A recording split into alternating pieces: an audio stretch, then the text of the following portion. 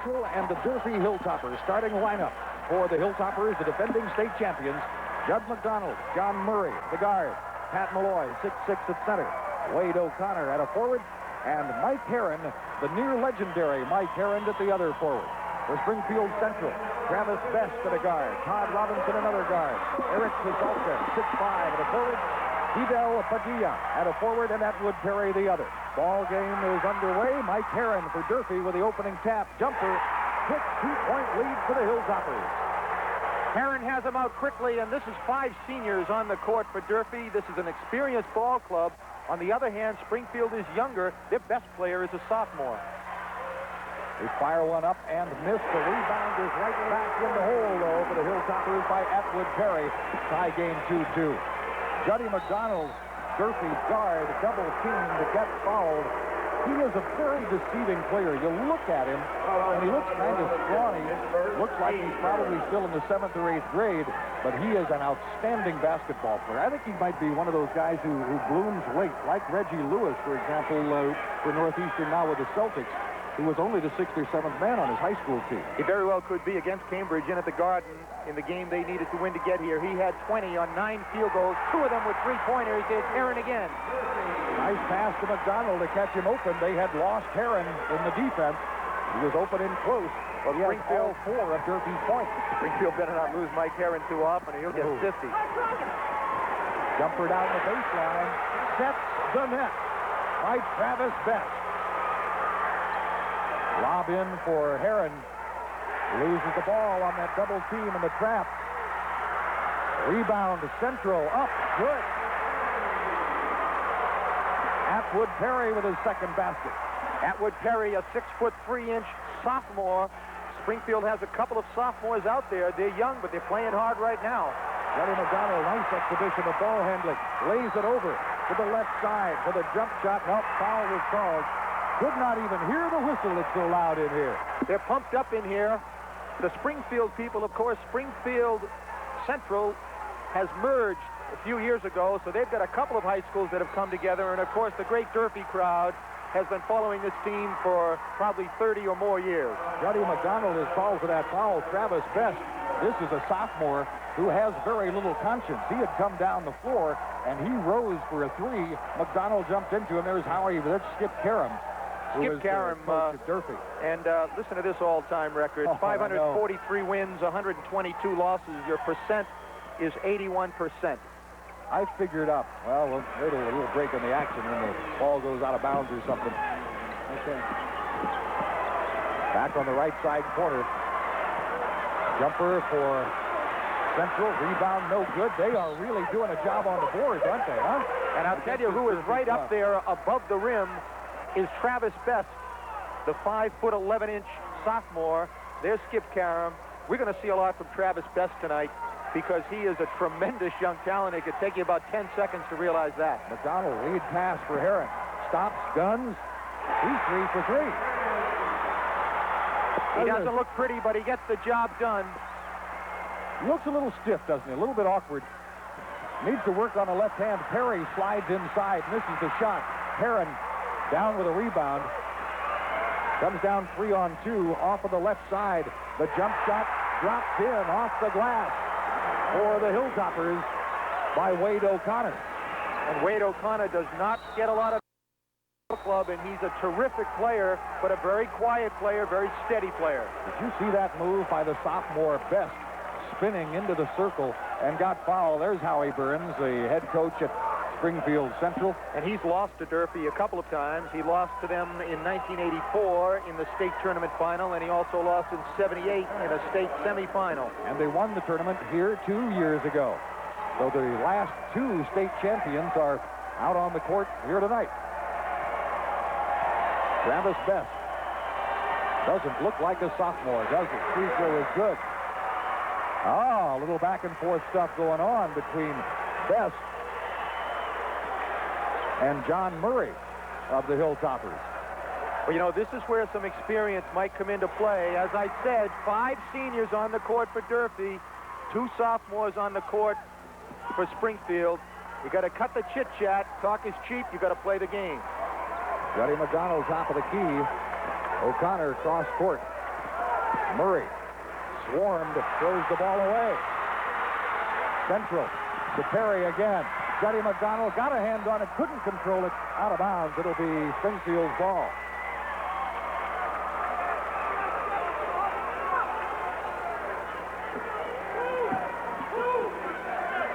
Coach Karam's calling for a 2 defense. Wow! The tap. That was by Best, the 5'11 sophomore who was up with a backhanded tip. Heron brings it the other way to McDonald on the drive. It's good. Long pass. I'll allow the Division II. That drop. It's good. It'll count, and he's fouled. Whoa, gracious. Fouls on O'Connor. He thinks the foul should have been called before the shot, but we are going to see Hidel Padilla out of Puerto Rico being fouled by O'Connor there. And that foul, my friend, is in the shooting motion. Score the hoop. And they did. 10-10 tie. One of the youngest players on the Puerto Rican national team. He's just up from Puerto Rico a couple of years ago. And they are very, very high on this young man, Hidel Padilla. The Golden Eagles and the Hilltoppers are tied at 10-10. A lot of people been anticipating this one. Mike Heron started talking about repeating as state champions in the locker room here at the Centrum as soon as they had won the title here last year. Juddy McDonald free. You cannot leave him alone out there. McDonald will hurt you severely from the perimeter, and he's not shy from 3. Padilla misses. One of the writers covering one of the recent games by the Hilltoppers referred to McDonald as the baby-faced bomber. Travis Best slammed around by Malloy. I have a funny feeling that the Hilltoppers have decided they do not like Travis Best. I think they've made a decision on that very quickly, and you may have seen Mike Heron grab some of his teammates by the shirt. And I think what he was trying to point out to them was, hey, you know, back off of this stuff, which, if that's what it was about, I would hope that I would hope that that's the message that he would be giving his teammates, but it's going to take a lot to intimidate or disturb or distract Travis Best. This young man is a horse. He's a stud. I'm telling you, this kid is... I'm going to get into Dick Vitale cliches if I don't watch out, but this young man, you can tell right away he's the real thing. He's up above the rim at 5'11". He's consistently up above the rim and might be the best rebounder out here. He does look like he could also be aggravating and annoying. Juddy McDonald on the oop to Heron. Got it. Foul. Mike Heron, that's not unusual for him. That's not an unusual display. That is normal. Well, this could also annoy you a little bit, too, but listen, they do that after they score goals in hockey, don't they? Heron says, and he said this about himself, he said, I'm a space shot sometimes, but never with anything serious like basketball. Well, he's pointing right at the Springfield bench there when he comes out. And let's try to just stay away from this stuff and try to get into a great basketball game, which we have here.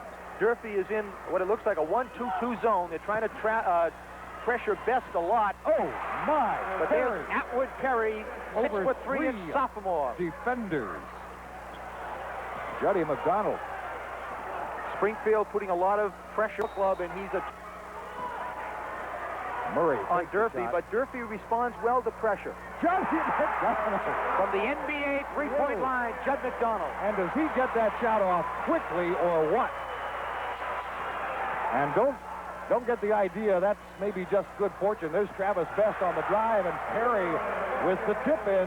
Perry's already got 8 points and doing a great job on the offensive board. Now Springfield has to really get back and try to control Heron in the front court.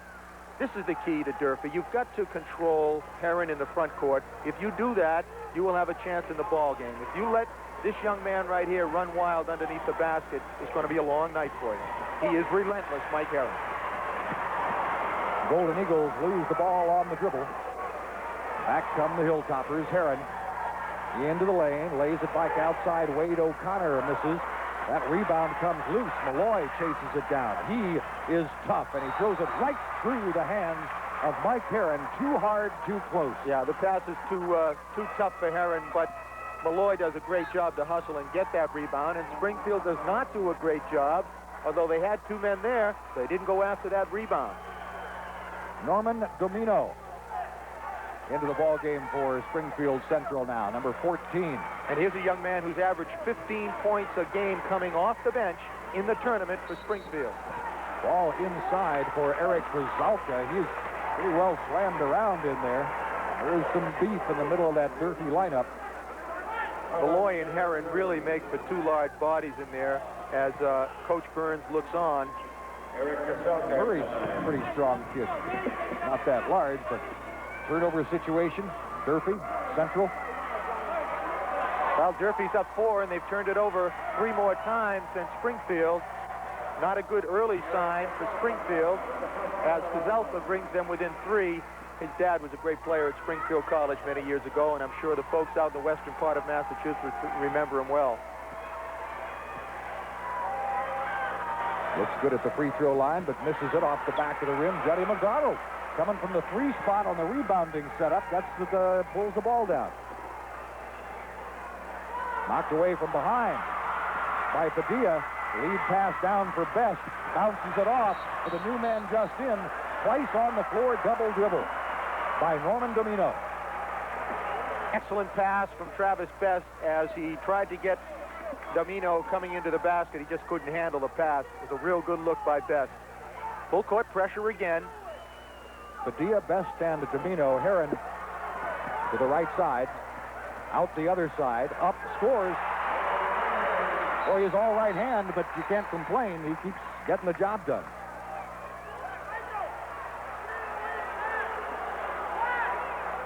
It's interesting to me, and it's surprising to me, that a man Herron's size and without terrific quickness can take the ball with his right hand on one side of the court, go in a semicircle as Best puts up a 3 attempt, and still get to the baseline and get around to the other side.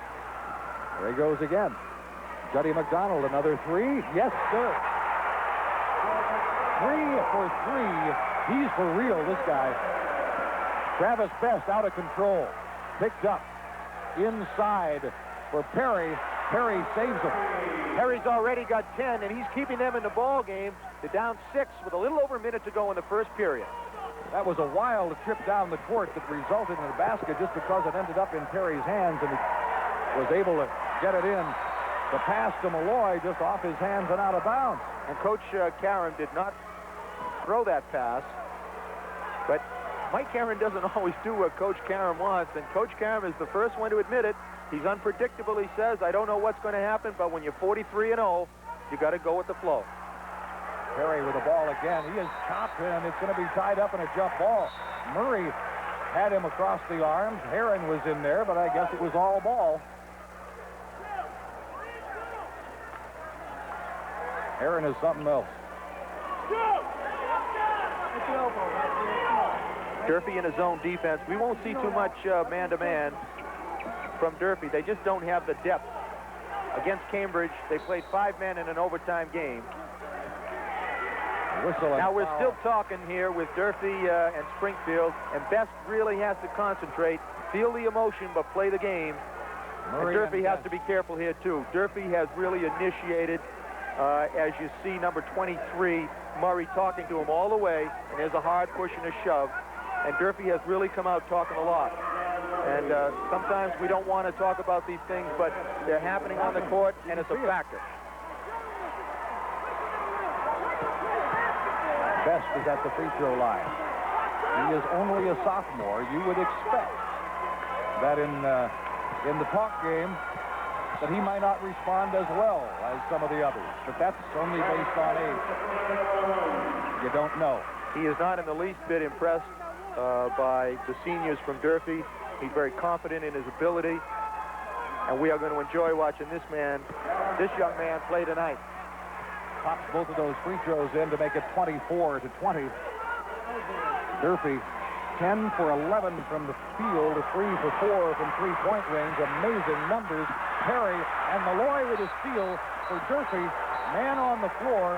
The foul goes against Malloy for throwing an elbow. A good call by the official, Joe Piscatella. He came from midcourt to make the call, but you will see Malloy. Let's take a look at it. You judge for yourself.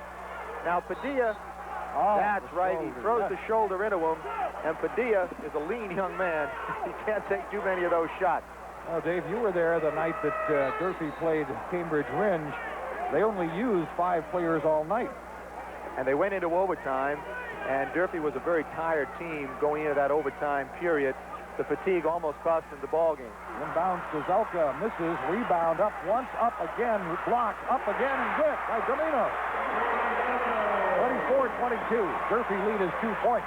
But if they get people in foul trouble, there is apparently not much on the bench that Skip Karam is real comfortable with in a big ball game. There are 11 seniors on the team. 5 of them start. That's 6 left over. Jody McDonald. 11 points for Lean Juddy. Best with an air ball. Got a piece of net. Domino with a shot. And that is the end of the first period of play. 26 points scored by Durfee, 22 by Central.